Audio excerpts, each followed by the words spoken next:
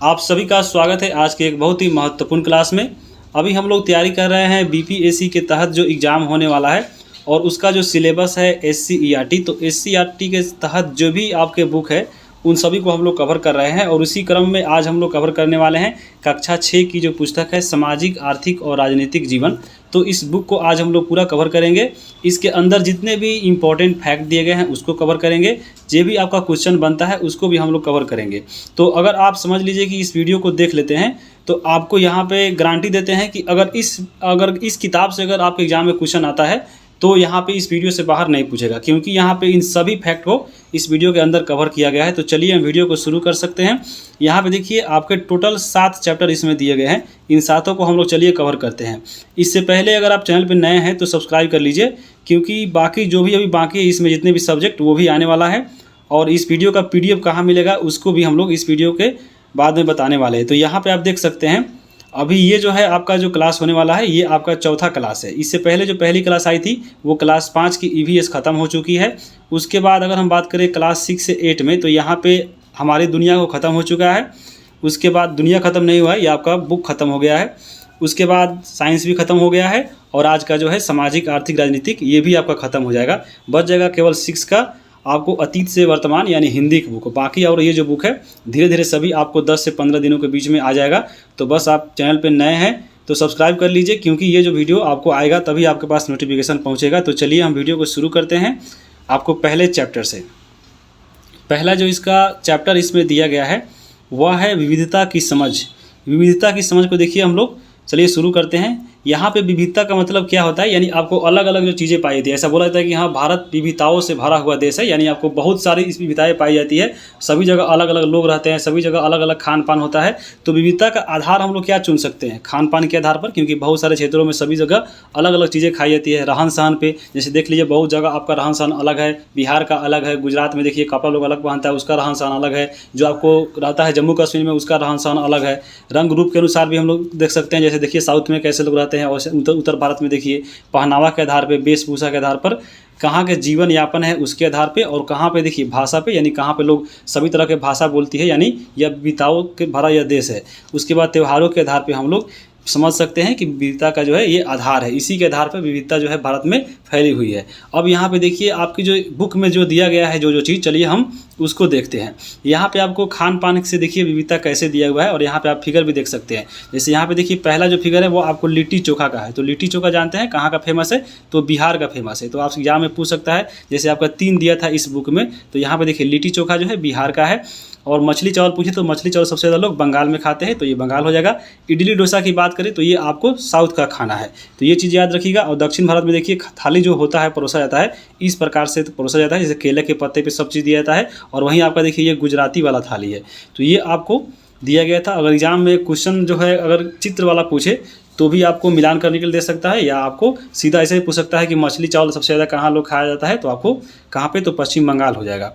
अब हम आगे देखेंगे त्यौहार के आधार पे देखिए विविधता कैसे कैसे फैली है, यानी कौन सा त्यौहार जो है कहाँ पे मनाया जाता है। तो अगर हम बात करें सबसे पहले छठ पर्व की, तो छठ पर्व तो बिहार का है, सबको ही मालूम होगा। तो यहाँ पे देखिए छठ पर्व का है।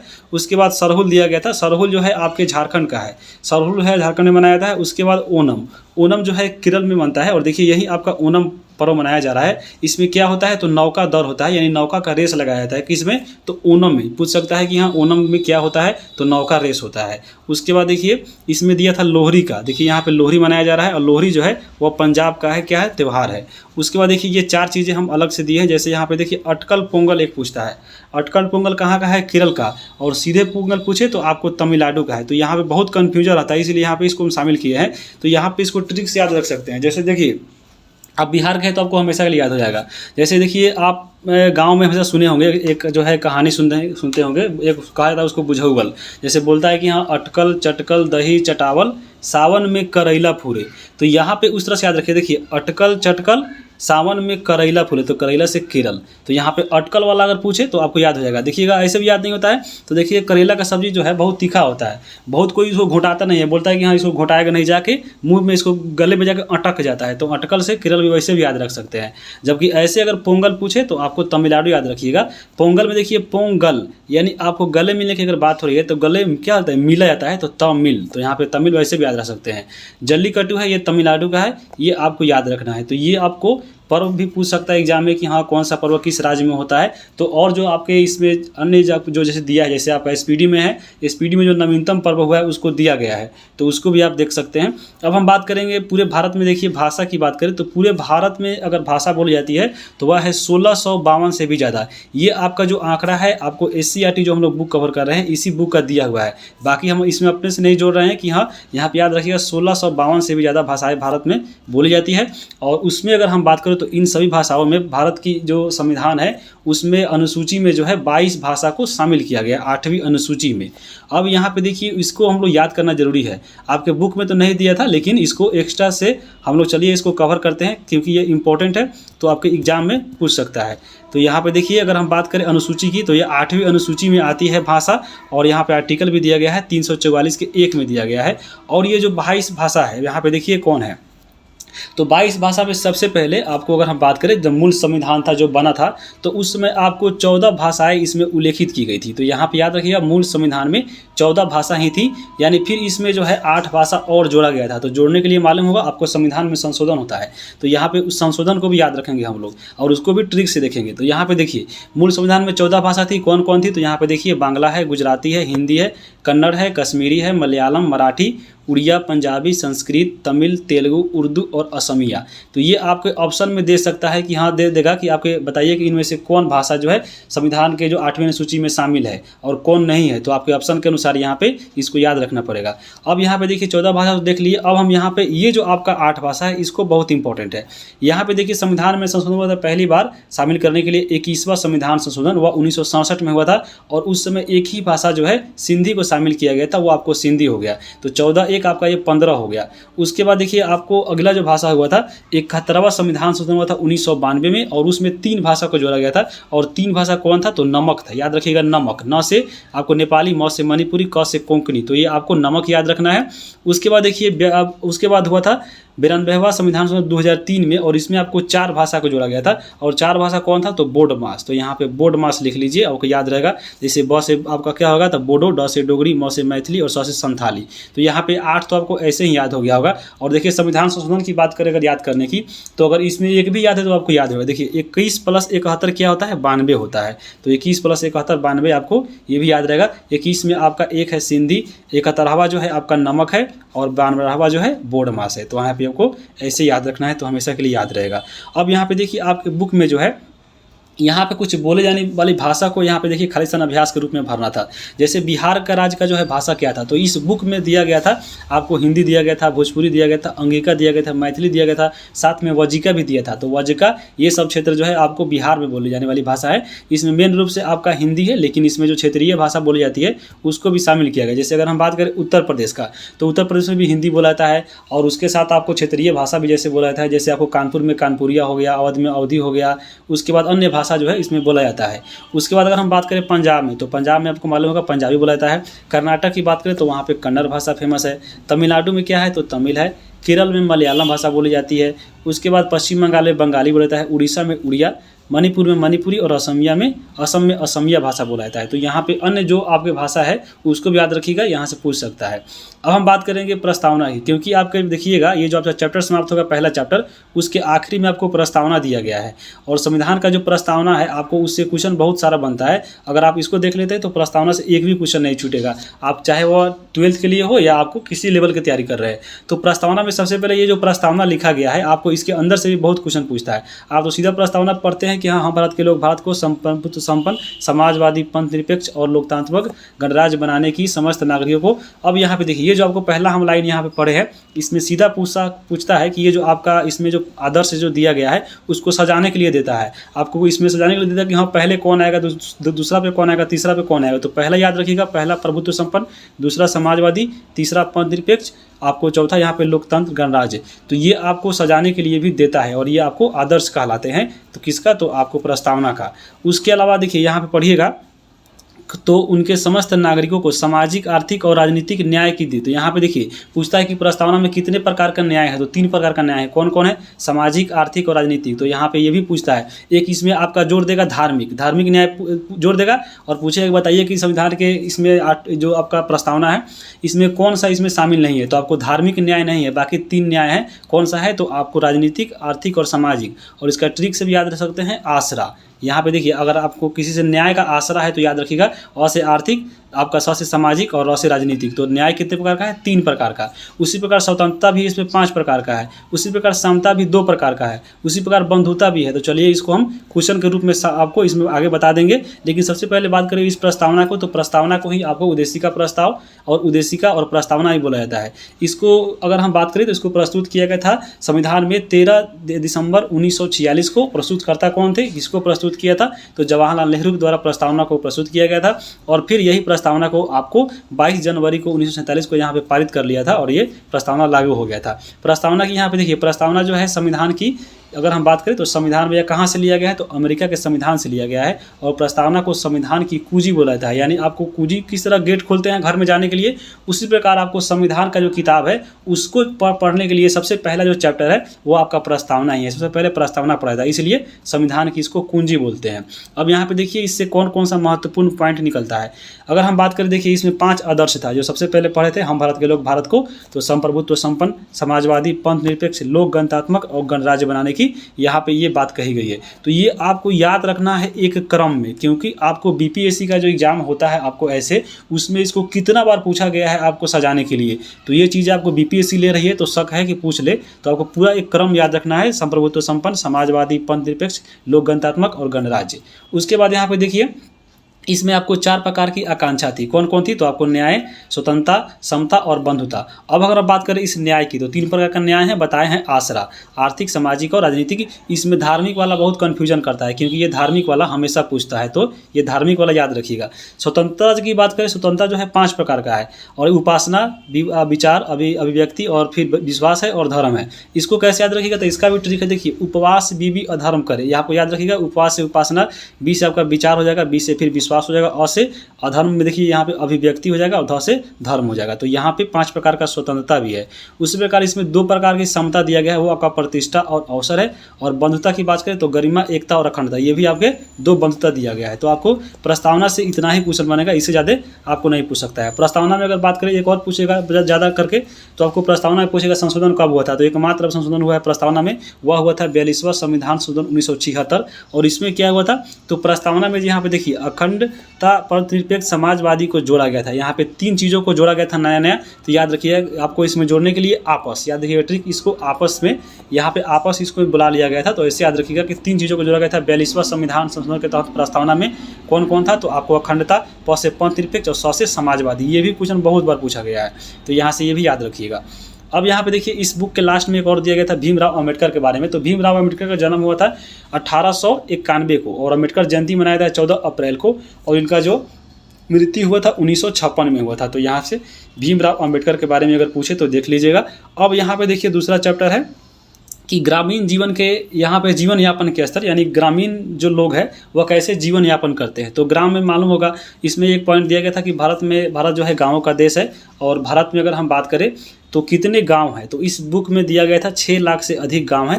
तो यहाँ पे देख लीजिए। और यहाँ पे जीवन यापन की बात करें, देखिए जीवन यापन गांव का कैसा होता है, जो सब व्यक्ति अधिकतर लोग गांव में रहता है बिहार का। देखिए यहाँ पे ये देखिए लोहार काम कर रहा है, यहाँ पे देखिए खेत में, यहाँ पे जाना लोग काम कर रहा है, यहाँ पे देखिए ये लोग देखिए बढ़ई है, इधर ट्रैक्टर से काम हो रहा है, खेत में जोता रहा है।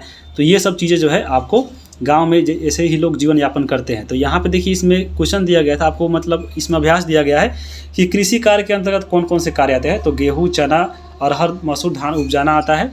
गैर कृषि कार्य क्या है, तो आपको गैर कार्य कृषि वो होता है कि आपको जो कृषि करने वाले जो व्यक्ति होते हैं, जब ये खाली बैठे हुए रहते हैं तो एक अन्य काम करते हैं जिससे उनका खर्चा चलते रहे। जैसे आपको बागवानी कर लेंगे, डेयरी उत्पादन कर लेंगे, मछली उत्पादन कर लेंगे, मुर्गी पाल लेंगे, सुअर पाल लेंगे, तो ये आपको गैर कृषि के अंतर्गत आता है। यानी इसके तहत ये लोग बाज़ारों से लाभ कमाते हैं, यानी पैसा कमाते हैं। तो ये आपको याद रखिएगा। अन्य कार्य की बात करें तो आपको ये दोनों को छोड़कर आते हैं, जैसे शिक्षक, डॉक्टर ये और दुकानदार सब हो गए, ये अन्य कार्य में आते हैं। अब यहाँ पे देखिए आपके बुक में जो है किसान को वर्गीकृत किया गया है, यानी किसान को बांटा गया है कैसे कैसे। तो यहाँ पे देखिए सबसे पहले उसमें था कि मध्यम वर्गीय किसान क्या है। तो मध्यम वर्गीय किसान की पहचान यह है कि उसके पास जो है आपको 5 एकड़ ज़मीन, यानी आपको 8 बीघा ज़मीन के आसपास उसको खेत होना चाहिए। 1 बीघा में कितना कट्ठा होता है, तो 20 कट्ठा होता है, यानी आपको 2 अठे 16, यानी 160 कट्ठा है, तो आपको वह क्या है, आपको मध्यम वर्गीय किसान है। और उस किसान के लिए अगर हम बात करें तो इस किसान को कैसे पहचान सकते हैं हम लोग, तो यहाँ पे देखिए खेती के साथ वो अन्य व्यवसाय करता हो, मुर्गी का पालन करता हो, बैंक से लेकर खेती करता हो, और समय पड़ने पे अगर हम बात करें तो मजदूरों की सहायता भी लेता हो। अगर मान लीजिए छोट मोट काम हो रहा है खेत में तो वो कभी कभी अपने कर लेगा, लेकिन मान लीजिए अगर खेत में अगर हम बात करें खेत को जोतवाना पड़े या फिर उसको धान को कटनी करवाना पड़े, गेहूँ कटवाना पड़े, तो उसमें आपको जाने की जरूरत पड़ेगा। लेकिन अगर छोटा मोटा कार्य हुआ तो आपको इसमें जाने की जरूरत नहीं पड़ता है। मध्यम वर्गीय किसान लोग जाना नहीं रखते हैं, मेन भारी काम आएगा तब रखेंगे। और ये आपको बैंक से अगर हम बात करें तो लोन लेके भी खेती करते हैं पैसा खत्म होने पे, और यहाँ पे खेती के साथ ये अन्य आपको व्यवसाय भी करते रहते हैं। तो ये आपको होते हैं मध्यम वर्गीय। एक दिया गया था सीमांत किसान। सीमांत किसान क्या होता है, तो सीमांत किसान के पास जो ज़मीन होता है वो 1 एकड़ यानी आपको 1.5 बीघा होता है, तो ये भी याद रखिएगा। और सीमांत किसान की बात करें तो यहाँ पे देखिए ये कर्ज लेके खेती करते हो। आधुनिक उपकरण इसके पास कोई भी उपलब्ध नहीं हुआ। आधुनिक उपकरण का मतलब हुआ आपको क्या, तो थ्रेसर हो गया, या आपको इसमें जो भी नया मशीन आता है, ट्रैक्टर हो गया, पंप नल हो गया, हैंड पंप हो गया, ये इनके पास उपलब्ध नहीं रहेंगे, और ये आपको सीमांत किसान कहलाते हैं।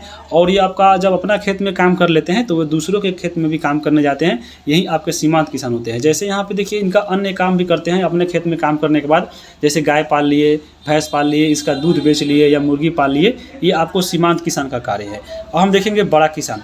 बड़ा किसान कौन होता है, तो जिसके पास सबसे ज़्यादा ज़मीन हो, यानी 15 एकड़ और यानी आपके 24 बीघा। यहाँ पे अगर हम बात करें तो बड़ा किसान का पहचान क्या है कि आधुनिक उपकरण इसके पास उपलब्ध हो, जैसे ट्रैक्टर हो गया, थ्रेसर हो गया, यहाँ पे देख सकते हैं, तो ये सब मशीन उसके पास हो। उसके बाद यहाँ पे देखिए ज़रूरत होने पे इसके अनाज भी बेचे। अगर मान लीजिए इसके पास खेत में जो अनाज हुआ है तो उस समय वो नहीं बेचेगा, देखिएगा कि हाँ वो इंतजार करेगा कि हाँ कब अनाज का भाव बढ़ने वाला है, उस समय बेचेगा। बाकी जो किसान है अगर हम बात करें तो वो आपको जब उपजाएंगे, पैसा का जरूरत पड़ेगा तो वो लोग उसी समय बेच देंगे। लेकिन यहाँ पे जो बड़े किसान होते हैं उन चीज़ों को अपने गोदाम में रखवा देते हैं, जब इसका भाव बढ़ जाता है तब बेचते हैं, यानी आपको ज़रूरत होने पर ही ये लोग अनाज बेचते हैं, ऐसे नहीं बेचते हैं।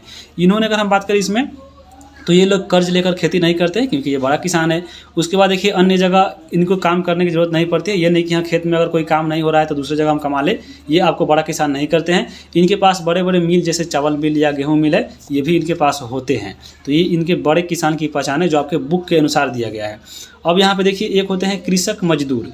कृषक मजदूर की बात करें तो इनकी पहचान कैसी होती है, तो इनके पास मान लीजिए ज़मीन नहीं होता है, या होता भी है तो एकदम नाम मात्र होता है, मतलब कहने के लायक कि हाँ है लेकिन उसके पास कुछ होता नहीं है। कृषक मजदूर की अगर हम बात करें तो यहाँ पे देखिए जीविका हेतु ये लोग दूसरे खेत में काम करते हैं, क्योंकि इनके पास तो खेत रहता नहीं है। उसके बाद कृषि कार्य समाप्त होने पर ये लोग दूसरे काम की तलाश करने चले जाते हैं। जैसे आपको देखिए दूसरे खेत में काम करने लगे, या ईंटा के जैसे होता है चिमनी, उसमें काम करने लगे, या दूसरे जगह काम की तलाश करने लगते हैं, या अन्य जगह मजदूरी करना पड़ता है इनको, और साथ में गाय भैंस पालना पड़ता है। और इनकी जो औरतें होती है वो भी देखिए घरों में जाकर दूसरे के घरों में दाई का काम आदि करती है। कौन, तो कृषक मजदूर। तो यहाँ पे ये बुक के अनुसार कृषक मजदूर की पहचान है। यहाँ पे देखिए गैर कृषि तो हम देख ही लिए है, यानी आपको कृषि के व्यक्ति जो होते हैं वह खाली समय में ये लोग काम करते हैं गैर कृषि। जैसे मान लीजिए कोई टोकरी बना लिया, सिलाई कर लिया, उसके बाद देखिए मिट्टी के बर्तन बनाने लगा, झाड़ू बना लिया, हाथ का पंखा जो होता है बढ़ईगिरी करने लगा, या आपको लोहारी का काम करने लगा। तो यहाँ पे आप देख लीजिए ये लोग जो है आपके आते हैं गैर कृषि काम में। अब यहाँ पे देखिए तीसरा चैप्टर जो है आपको शहरी जीवन का यापन के बारे में है। तो यहाँ पे जैसे गांव में था वैसे ही शहरी में था, लेकिन शहरी में ज़्यादा चीज़ नहीं था। शहर में था कि हाँ कैसे कैसे लोग दुकान होता है। तो इसमें 2 आपका इंपॉर्टेंट पॉइंट निकला है। जैसे भारत में इसमें पॉइंट दिया था कि भारत में शहरों की संख्या कितनी है, तो यहाँ पे 5000 से ज़्यादा जो है भारत में शहरों की संख्या इस बुक में दी गई है। और पटरी वाला व्यापारी एक दिया गया था। तो पटरी वाला व्यापारी क्या होता है, तो पटरी वाला व्यापारी उसको कहते हैं जो फुटपाथ पर छोटे मोटे दुकान लगाकर, देखिए तिरपाल लगाकर, जो यहाँ पे खिलौने हुए, चादर हुए, या जो भी हुए आपको फुटपाथ पर, यानी आपको चलता फिरता जो दुकान है वो इनका काम होता है। किसका? तो पटरी वाला, इसको ही बोलते हैं पटरी वाला व्यापारी। जैसे इसमें नाई वाला देखिएगा आपको फुटपाथ पर बैठे रहेंगे, या जो चमड़ा वाला सीते हैं बेगो, वो आपके अखबार बेचने वाले, चादर बेचने वाले, ये सब आपको क्या कहलाते हैं? तो पटरी वाले व्यापारी कहलाते हैं। अब यहाँ पे देखिए आपका अगला है चौथा चैप्टर, लेन देन का बदला स्वरूप, यानी लेन देन में आपको बदलता स्वरूप कैसे कैसे बदला है, और चलिए इसको देखते हैं। अगर हम बात करें प्राचीन समय में जब सिक्का का प्रचलन नहीं था, तो उस समय लोग अपनी वस्तुओं को बदलने के लिए वस्तु विनिमय प्रणाली का माध्यम लेते थे। जैसे मान लीजिए मेरे पास अगर चावल है और दाल नहीं है, तो दूसरे से जाकर हम चावल से दाल बदल लेंगे। तो ऐसा आपको एक चीज़ देकर दूसरे चीज़ लेना, ये आपको वस्तु विनिमय प्रणाली कहा जाती है। जैसे जैसे लोग इसमें विकसित हुए, शिक्षित हुए, जैसे जैसे लोग का ज्ञान बढ़ा, ये जैसे आपको आए आखेटा काल में, यानी जब शिकारी करने लगे, तो ये लोग मनुष्य की जो आपको जो पशुओं की जो खाल थी और चमड़ों की जो खाल थी, यानी मतलब ये मनुष्य जो है आपका आखेटक में पशुओं की खाल और चमड़ा का जो है प्रयोग ये मुद्रा के रूप में करने लगे थे आखेटक काल में। उसके बाद जब थोड़ा सा और ज्ञान हुआ, यानी अब जब चरवाहा युग आया, तो इसमें पशुओं का जो है प्रयोग ये मुद्रा के रूप में करने लगे, यानी पशुओं से सहायता से एक चीज़ दूसरी चीज़ से खरीदते थे। उसके बाद जब ये लोग कृषि कार्य की शुरुआत होने लगे इनमें, तो यहाँ पे जो मनुष्य है वो अनाज का जो प्रयोग है वह मुद्रा के रूप में करने लगे। या उसके बाद अगला जो आया उसमें, और ये जो आपका जो अनाज का जो प्रयोग करते थे ये आपको वस्तु मुद्रा कहलाती थी। तो यहाँ पे बहुत इंपॉर्टेंट पॉइंट है। और वस्तु मुद्रा के बाद जो है बाद में धातु मुद्रा का प्रचलन में आया था, जो अभी वर्तमान में भी धातु मुद्रा देखने को मिलता है। यहाँ पे धातु मुद्रा में देखिए शुरू में अगर हम बात करें तो लोहा का बनता था, तांबा, पीतल, सोना, चांदी। तो यहाँ पे उसके सिक्का जो है वो भी उस समय बनता था। अगर हम बात करें भारत में, चलिए सिक्के की बात करते हैं, तो भारत में देखिए सबसे पहले चांदी का सिक्का बनाया गया था। ऐसा माना जाता है कि भारत में सबसे पहले चांदी का सिक्का बना था, और शेर शाह ने एक चांदी का भी सिक्का बनाया था और उसका नाम रखा था रुपया। याद रखिएगा, शेर शाह ने रुपया के नाम से एक चांदी का सिक्का चलाया था, और यहाँ पे आप इस रुपया को देख सकते हैं। मुगल काल में अगर हम बात करें तो मुद्रा के मुहर बने थे, चांदी के रुपया बनने लगे थे, और तांबे का जो है दाम, ये आपको मुगल काल में प्रचलित थे। उसके बाद वर्तमान अगर सिक्के की हम बात करें तो यहाँ पे वर्तमान सिक्के आप देख सकते हैं। ये अगर सिक्के की बात करें तो एल्युमिनियम और निकेल को जो है मिलाकर बनाया था। ये जो आप देख रहे हैं 5 रुपया, 2 रुपया, 1 रुपया, तो ये आपका जो है रुपया जो है वर्तमान में चलता है। अगर हम बात करें भारत में कागज़ नोट की, तो कागज़ जो नोट होता है उसके छपवाने और जारी करने का जो इसमें जिम्मेवारी होता है वह भारतीय रिजर्व बैंक को होता है। इन्हीं के द्वारा जो है जितने भी नोट आते हैं कागज़ का, इन्हीं के द्वारा जारी किए जाते हैं। कब कुछ यहाँ पे कौन कौन से नोट होते हैं, तो 2 से लेकर आपको इसमें 2000 तक तो नोट अब बंद हो गया, इसका अब नहीं आता है। अब ये 5000 तक ही, 500 तक ही आएगा, क्योंकि 1000 का तो नोट अभी आया नहीं है। तो यहाँ पे 2 रुपया, 5 रुपया, 10, 20, 50 और 500 का जो नोट है, जितने भी नोट है वो आपको कौन लाते हैं, तो ये आपको लाते हैं भारतीय रिजर्व बैंक। लेकिन अगर इसमें देखिए 1 रुपया नहीं है, 1 रुपया अगर हम सिक्का की बात करें या नोट की बात करें तो वो आपको वित्त मंत्रालय के द्वारा जारी किया जाता है। जबकि ये कागज़ का जो नोट देखें आपको आरबीआई, ये आपको आरबीआई के गवर्नर करते हैं। तो यहाँ पे याद रखिएगा कि 2 रुपया से लेकर जो बड़ा नोट है वो आपको करते हैं आरबीआई के गवर्नर। लेकिन अगर हम बात करें 1 रुपये का, तो वो वित्त मंत्रालय के द्वारा जारी किया जाता है। तो ये दोनों में डिफरेंस है, आपको याद रखिएगा। अगर हम बात करें प्लास्टिक मुद्रा का, तो यानी आपको प्लास्टिक मुद्रा कौन कौन होते हैं, जैसे एटीएम हो गया, डेबिट कार्ड हो जाए, इसको जो है प्लास्टिक मुद्रा कहा जाता है। अब यहाँ पे देखिए 5वां जो चैप्टर है वो बहुत इंपॉर्टेंट है। इसमें बहुत आपके अच्छे अच्छे पॉइंट दिए गए हैं जो एग्जाम के लिए इंपॉर्टेंट है। तो यहाँ पे चलिए शुरू करते हैं। यहाँ पे चैप्टर का नाम है हमारी सरकार। यहाँ पे हम लोग इसको अच्छे से पढ़ेंगे क्योंकि यहाँ से क्वेश्चन बहुत पूछने का चांस है। अब यहाँ पे हमारी सरकार में बात करें तो सबसे पहले सरकार किसे कहते हैं, तो सरकार की बात करें तो सरकार कुछ निश्चित व्यक्तियों का समूह होता है जो राष्ट्र या राज्यों में निश्चित काल के लिए और निश्चित परिस्थिति के द्वारा ये शासन चलाते हैं, यही आपको सरकार कहलाते हैं। सरकार के अंग की बात करें तो सरकार के 3 अंग हैं जी जो आपको मिलकर ये शासन कार्य संभालते हैं। उसमें सबसे पहले है विधायिका। विधायिका की अगर हम बात करें तो विधायिका का कार्य क्या होता है, विधायिका का कार्य होता है, विधायिका मतलब देखिए यहाँ पे छुपा हुआ है विधि, यानी आपको कानून और नियम में बनाने वाला। कार्यपालिका का मतलब देखिए बनाए गए नियम के अनुसार कार्य कराने वाला, तो यहाँ पे कार्यपालिका हो गए। और न्यायपालिका में देखिए छुपा है न्याय, यानी आपको अपराध होने पे ये लोग मामले की आपको जांच करना और न्याय दिलाना, ये होता है न्यायपालिका का कार्य। अब हम यहाँ पे आगे चलेंगे, आगे हम बात करेंगे देखिए सरकार के कार्य क्या होते हैं। तो सरकार का कार्य क्या होता है, देश की सीमाओं को सुरक्षा करना, दूसरे देशों से शांतिपूर्ण संबंध बनाए रखना, सड़क, तार, फोन, रेल सेवा जितने भी आपको होती है ये सब सरकार के हाथ में होती है, सरकार इसकी देखरेख करती है। और प्राकृतिक आपदा कोई हो गया तो उस समय जो है सहायता पहुंचाना किसके द्वारा होता है, तो ये सरकार का मुख्य कार्य होता है। इसके अलावा भी अन्य कार्य होता है लेकिन ये मुख्य कार्य है, याद रखिएगा जो आपके बुक में दिया गया है। अब हम बात करेंगे सरकार के स्तर। यहाँ पे देखिए सरकार जो है वह 3 स्तर पे काम करता है। सबसे पहले जो है निचले स्तर पे देखिए, जैसे स्थानीय सरकार आता है, मान लीजिए आपको एक जिला हो गया, जैसे पटना जिला का जो है, उसके बाद थोड़ा सा ऊपर बढ़ेंगे तो ये राज्य सरकार आ जाएगा, और उससे ऊपर जो सबसे ऊपर होता है वह केंद्र सरकार होता है, जैसे भारत में सरकार होता है। तो यहाँ पे सरकार की ये 3 स्तर है, इसको आप देख लीजिएगा।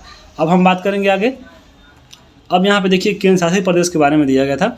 केंद्र शासित प्रदेश वह होते हैं जिन पे अगर हम बात करें तो कुछ प्रदेशों पर जैसे जो भी केंद्र शासित प्रदेश है उस पे केंद्र सरकार का सीधा शासन या प्रशासन होता है। वहाँ पे देखिएगा कोई भी जो है आपके मुख्यमंत्री का जो है नहीं होता है। अपवाद में आपको देखिए दिल्ली के जो है, लेकिन बाकी जगह नहीं है।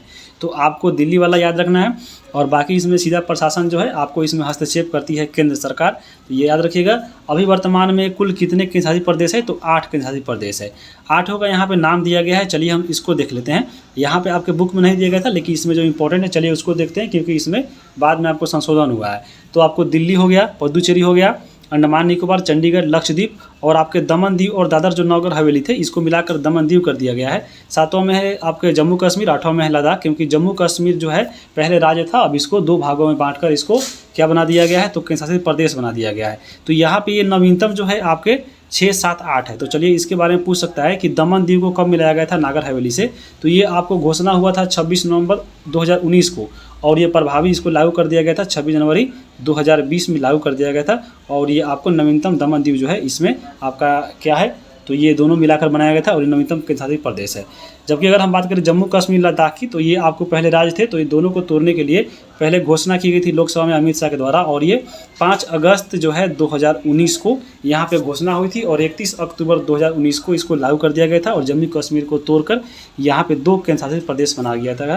तो ये आपको वहाँ से इतना पॉइंट याद रख सकते हैं। अब हम आगे देखेंगे लोकतांत्रिक सरकार और आपके राजतंत्र में फ़र्क दिया गया था आपके बुक में, चलिए उसको देखते हैं।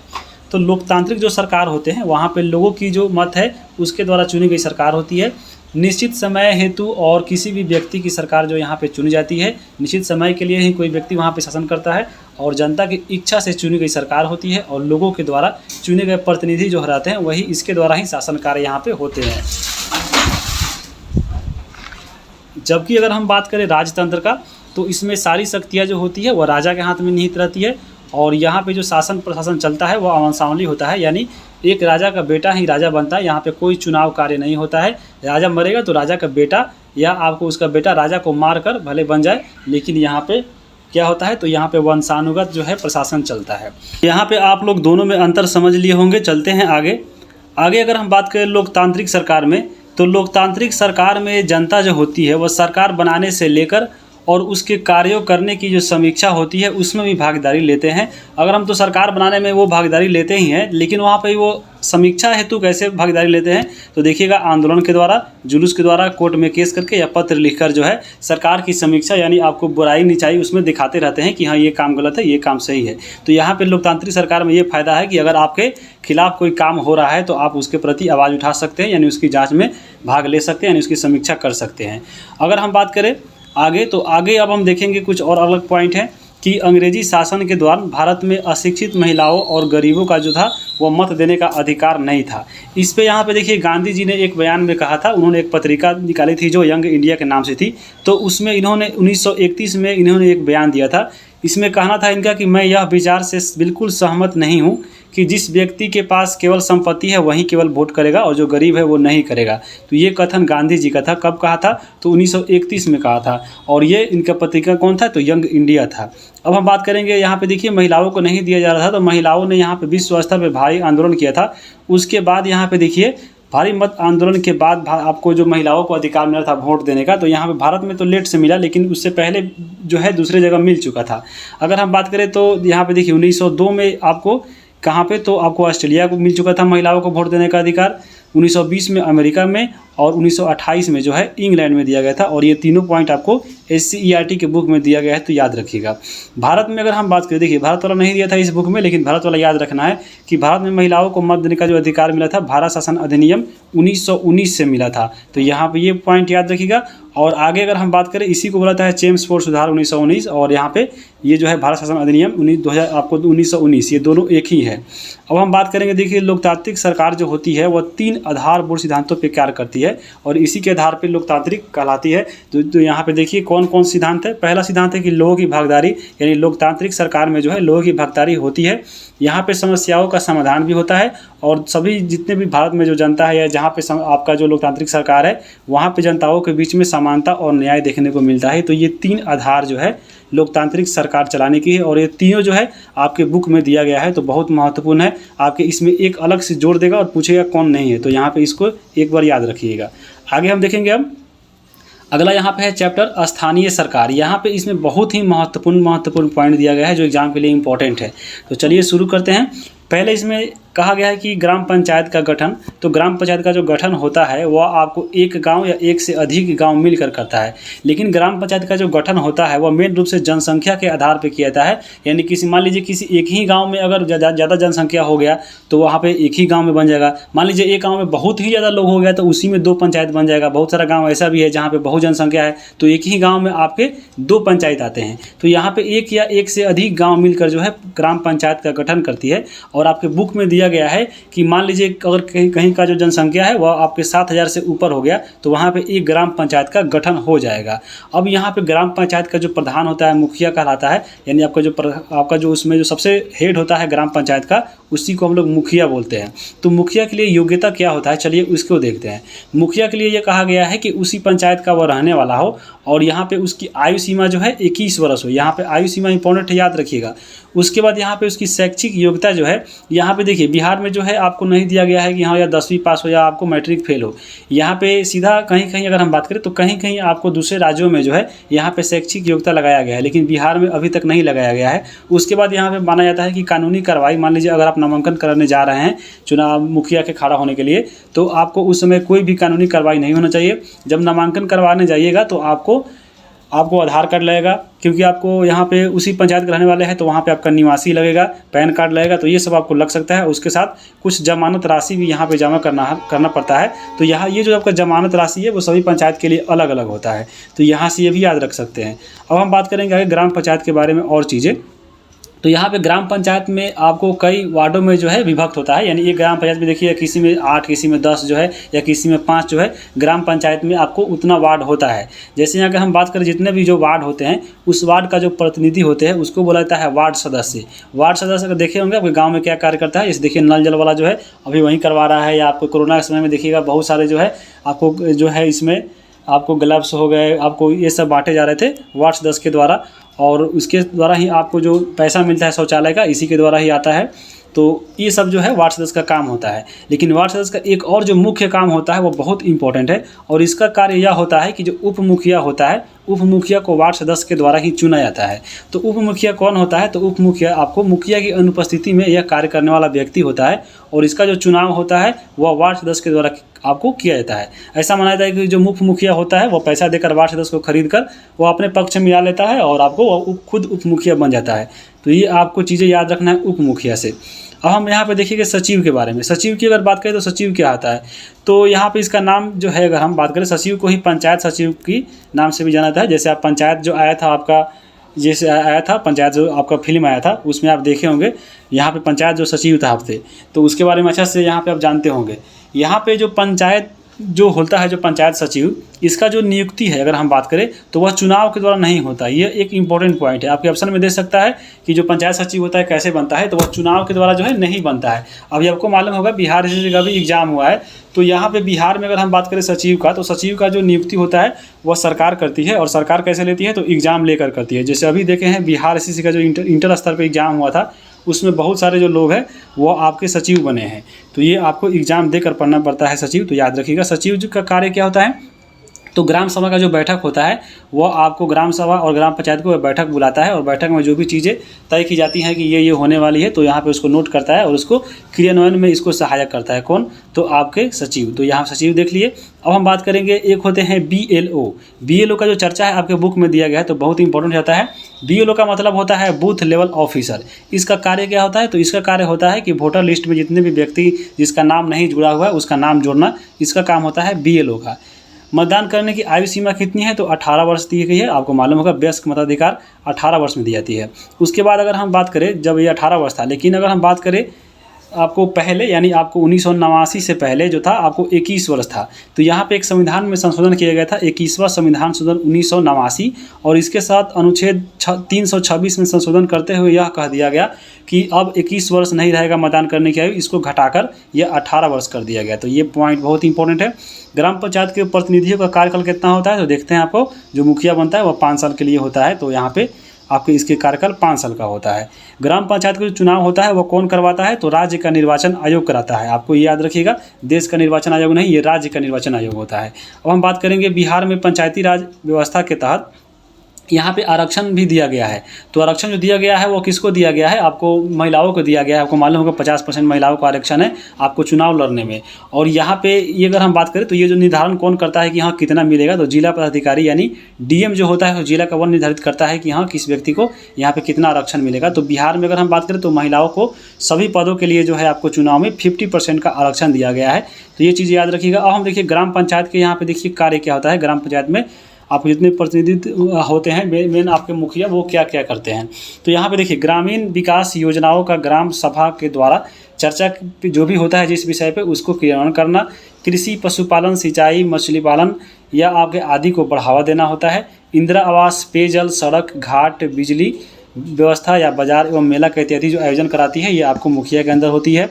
उसके बाद देखिए स्वास्थ्य सेवा परिवार कल्याण विकलांग कल्याण की योजना में मदद करना, कुआं तालाब पोखर आदि का निर्माण करवाना और कृषि भंडारण और बिक्री का व्यवस्था करना। तो ये सब चीज़ जो होती है आपको पंचायत स्तर पे जो है आपको काम होता है। लेकिन अब सोचिए कि हाँ मेरे पंचायत में नहीं हो रहा है तो कैसे होगा, क्योंकि आप लोगों ने पैसा देकर वोट जब आपको दिया गया है, आपको जब वोट के लिए पैसा लिया है तो सबसे पहले मुखिया लोग पैसा निकालेगा, उसके बाद जब उसमें से कुछ बचेगा तब आपके पंचायत में काम होगा। तो ये चीज़ याद रखिएगा। अब हम आगे बात करेंगे ग्राम पंचायत के आय का साधन क्या होता है, उनको पैसा कहाँ से मिलता है। तो इसके 2 साधन है आपको ग्राम पंचायत के। एक तो आपको अनुदान के रूप में जो सरकार देती है, और उसके बाद कर के रूप में जो आपको पंचायत स्तर पे जो है आपको वसूला जाता है टैक्स, जैसे दुकानदारों से तहसीला जाता है या जो भी टैक्स वसूला जाता है उसका जो है वह ग्राम पंचायत पैसा लेती है। तो ये आपको याद रखिएगा। अब यहाँ पे देखिए गाँव में जो ज़मीन नापता है या उसका अभिलेख रखता है उस कर्मचारी को जो है अगर हम बात करें गांव में तो उसको है हल्का कर्मचारी के नाम से जाना जाता है। आपको किताब में दिया गया है हल्का कर्मचारी क्या है, तो हल्का कर्मचारी वही होता है जो गांव में ज़मीन नापता है और अभिलेख रखता है, जिसे आपको अन्य शब्दों में पटवारी का नाम सुने होंगे, लेखापाल का सुने होंगे, कानूनगो का। तो यहाँ पे पटवारी लेखापाल कानूनगो एक ही है जिसको हल्का कर्मचारी के अंतर्गत रखा जाता है। तो ये पॉइंट आपके दिया गया है बुक में, तो इम्पोर्टेंट है। एक और आपके बहुत ही ज़्यादा इंपॉर्टेंट पॉइंट दिया गया था कि हिंदू अधिनियम धारा 2005 क्या है। तो हिंदू अधिनियम 2005 में यही कहना है कि पिता की मृत्यु के बाद जो है जितने भी पिता के नाम पे ज़मीन रहता है उसमें जो बंटवारा होगा वह बेटा बेटी और उसकी जो माँ है उसमें सभी में बराबर बराबर हिस्सा आपको जो बराबर बटेगा। क्योंकि पहले अब देखिए अगर मतलब उसमें लेडी और उसकी जो है बेटी वो अगर चाही तो ऐसे, तो अगर हम बात करें अगर बिहार में तो जो देखिएगा जितने भी बाप दादा का जो भी ज़मीन होता है वो बेटा के नाम पे होता है। लेकिन ये नियम बनाया गया है कि जो भी आपको स्त्री है या जो भी लड़की है चाहती है अगर हम पापा से जितने भी ज़मीन है उसमें मेरा भी हिस्सा मिला तो मिल सकता है। लेकिन यहाँ पे लेडीज़ों को खतरा रहता है कि ज़मीन जब ले लेंगे तो मेरा यहाँ पे जो ससुराल है वहाँ पे आना जाना लोग बंद करवा देगा, तो ये भी डर रहता है। लेकिन आपके बुक में एक बहुत ही इंपॉर्टेंट यहाँ बहुत ही आपके देखिए आपको इमोशनल वाला यहाँ पे दिया गया है एक कविता जो इसको यहाँ पे हम शामिल किए। इसमें लिखा गया है कि विरासत में मिला यह घर पापा को अपने पिता से, यही घर मिलेगा मेरे भैया को मेरे पिता से, पर मैं और मेरी माँ हमारा क्या होगा। यानी आपके इसके भाई और जो इसके पापा है इसको तो मिल गया ज़मीन अपने बाप की यहाँ पे विरासत में, लेकिन इसकी जो इसकी माँ है और ये खुद लड़की है उसका क्या होगा। बता दिया गया है मुझे कि पिता के घर में हिस्से की बात औरतें किया नहीं करती है, लेकिन मुझे चाहिए एक अपना बिल्कुल मेरा घर, नहीं चाहिए मुझे दहेज में रेशम और सोना। तो यहाँ पे एक लड़की का यहाँ पे इस कविता दिया गया था इस बुक में, एक लड़की की जो चाह थी ये बताया गया है। तो ये आप हिंदू अधिनियम धारा 2005 के तहत है, एग्जाम में पूछ सकता है, बहुत इंपॉर्टेंट याद रखिएगा। अब यहाँ पे देखिए, अब यहाँ पे हम लोग ग्राम में देखिए कि स्थानीय स्वशासन कैसा होता है कि ग्राम में शासन कैसे चलाया जाता है। लेकिन अब देखिए चलिए हम लोग नगरों में कैसे चलाया जाता है इसको देखते हैं, और ये बहुत ही ज़्यादा इंपॉर्टेंट है। नगरों में अगर बात करें देखिए 3 प्रकार का इसमें होता है, नगर निगम, नगर परिषद, नगर पंचायत। ये आपको सबसे ऊपर होता है, बीच में नगर परिषद और सबसे निचले स्तर पर नगर पंचायत होता है। तो यहाँ पर देखिए बड़े शहरों में प्रशासन करने के लिए नगर निगम की स्थापना की गई है, छोटे नगरों में आपको नगर परिषद की, और जो कस्बाई शहर से अभी नया नया इलाका बन रहा है उसके लिए नगर पंचायत का गठन किया गया है। तो ये चीज़ है, और नगर पालिका ये सब कार्य करती है। तो नगर पालिका की अगर बात करें तो नगर पालिका को भारत के संविधान के भाग 9 के ए में जोड़ा गया था। और ये अगर हम बात करें तो जोड़ा गया है तो संविधान में संशोधन हुआ था और वह हुआ था 74वां संविधान संशोधन 1992। यहाँ पे क्या हुआ था, तो इस संविधान संशोधन में यहाँ पे ये तो संविधान संशोधन हो गया 1992 में, और फिर नगर पालिका का जो है लागू कर दिया गया था 1 जून कब, तो 1993 में। तो यहाँ से यह बहुत इंपॉर्टेंट पॉइंट है, याद रखिएगा। अब यहाँ पे देखिए नगर पालिका की अगर हम बात करें तो 3 स्तर पे बांटा गया है। सबसे जो ऊपरी भाग होता है नगर निगम होता है, बीच का नगर परिषद और सबसे निचला जो स्तर होता है वह आपके नगर पंचायत होता है। तो नगर निगम सबसे बड़ा होता है, वह आपके 5 लाख से ज़्यादा जनसंख्या जो है उसमें अगर हम बात करें तो वहाँ पे यह आपके नगर निगम की स्थापना होती है। जैसे अगर पटना नगर निगम है तो यहाँ पे तो जनसंख्या 20 लाख से ऊपर है, लेकिन अगर हम बात करें कहीं कहीं पे जो है आपको 5 लाख से ज़्यादा भी दिया गया है। तो यहाँ पे ये डाटा पर ज़्यादा ध्यान आपको नहीं देना है। एक आपका बुक की अगर हम बात करें तो उसमें आपका केवल नगर परिषद का दिया गया था, बाकी चीज़ जो है अगर हम नेट से निकाले हैं तो उस पर कहीं कहीं ज़्यादा बता रहा था, कहीं कहीं कम बता रहा था। लेकिन जो नगर निगम होती है वो 5 लाख से ज़्यादा होती है। और नगर परिषद में देखिए सबसे जो अध्यक्ष होता है, इसका जो हेड होता है वह मेयर कहलाता है या महापौर कहलाता है। तो ये आपके नगर निगम के अध्यक्ष हो गए। नगर परिषद की बात करें तो 1 लाख से लेकर 5 लाख के बीच में जनसंख्या होनी चाहिए। और नगर पालिका जो है इसका अध्यक्ष होता है, याद रखिएगा। नगर परिषद का अध्यक्ष जो है उसको नगर पालिका अध्यक्ष के नाम से जानते हैं। नगर पंचायत की बात करें तो नगर पंचायत में ऐसा माना जाता है कि 30,000 से लेकर 1 लाख लोग होना चाहिए। और यहाँ पे जो इसका चुनाव होता है आपको नगर पंचायत में, वो चुना जाता है चेयरमैन। तो इसके अध्यक्ष जो होते हैं वो चेयरमैन होते हैं।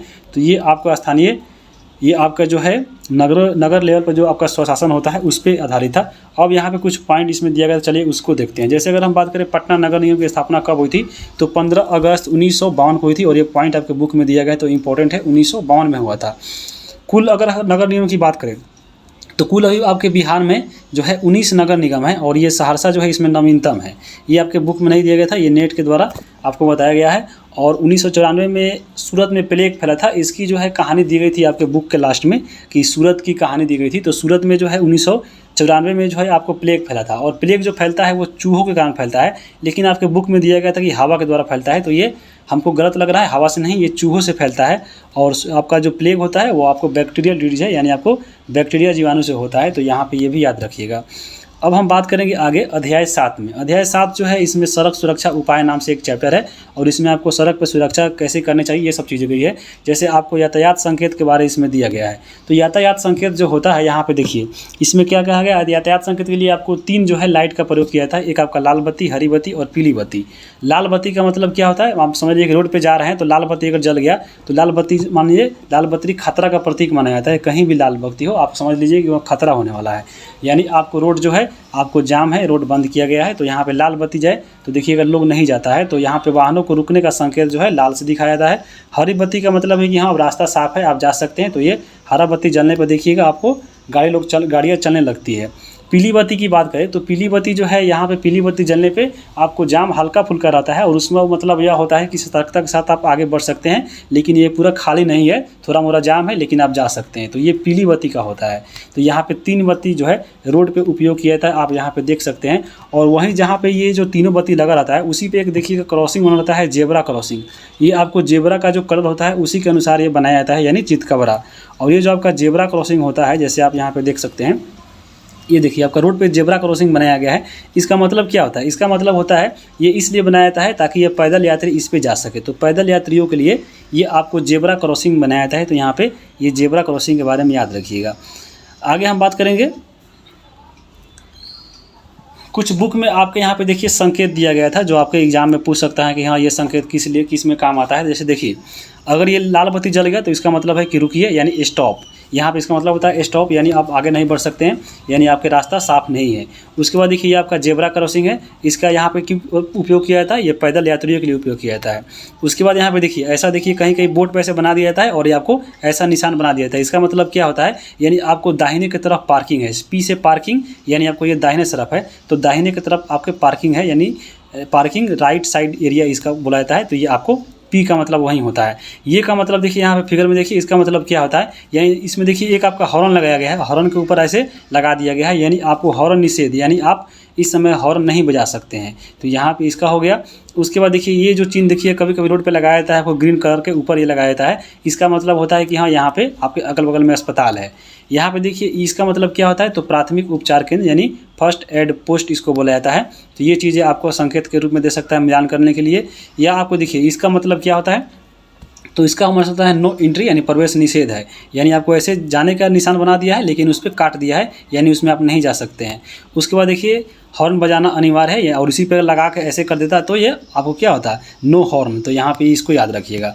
अब हम आगे चलेंगे, अगला इसमें देखिएगा, अगला है यहाँ पे पी। देखिए यहाँ पे पी लिख के और काट दिया है, यानी आपको पार्किंग जो है यहाँ पे निषेध, यानी यहाँ पे पार्क आप लोग नहीं कर सकते हैं। देखिए रोड के किनारे यहाँ पे लिखा रहता है नो पार्किंग, तो यहाँ पे नो पार्किंग का यही सही निशान होता है। यहाँ पे देखिए ये चीज़ें लिखा गया है, और यहाँ पे देखिए कोई आदमी पैदल जा रहा है लेकिन उसको काट दिया है, तो यहाँ पे पैदल यात्री जो है यहाँ पे प्रवेश वर्जित है, यानी यहाँ पे पैदल यात्रियों के लिए नहीं जा सकते हैं। अब यहाँ पे देखिए, ये देखिए यहाँ पे साइकिल का निशान लगाया गया है, और ये साइकिल क्रॉसिंग है, यानी आपको ये साइकिल जाने वाला रास्ता है।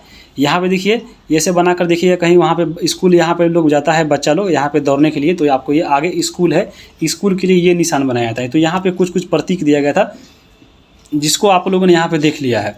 अब यहाँ पे देखिए सातों जो चैप्टर है आपका यहाँ पे समाप्त होता है। अब यहाँ पे इसका हम PDF की बात करते हैं।